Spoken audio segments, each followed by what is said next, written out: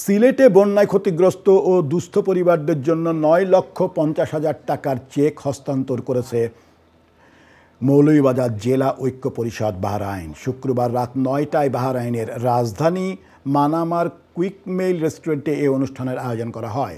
এতে সভাপতিত্ব করেন সংগঠনের সভাপতি সৈয়দ সুরমান মিয়া। অনুষ্ঠানটি যৌথভাবে পরিচালনা করেন ভারপ্রাপ্ত সাধারণ সম্পাদক বিষ্ণুপদ দেব ও সাংগঠনিক সম্পাদক সম্রাট Nazrul Siddiqui.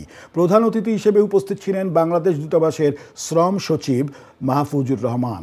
Guest of honour ছিলেন মৌলভীবাজার জেলা ঐক্য পরিষদ বাহরাইনের প্রধান উপদেষ্টা মাহবুব আহমেদ হামিদ। প্রধান বক্তা ছিলেন সিনিয়র সহসভাপতি জসিম উদ্দিন। শুভেচ্ছা বক্তব্য রাখেন সুহেল আহমেদ। এছাড়াও বিশেষ অতিথি হিসেবে উপস্থিত ছিলেন মোহাম্মদ আরিফ, আব্দুস সাত্তার, শামীম আহমেদ, অলি, দিলদার মাহমুদ, শাহ আলম, এম শামীম, টিপু সুলতান, মোহাম্মদ রানা সহ আরও অনেকে।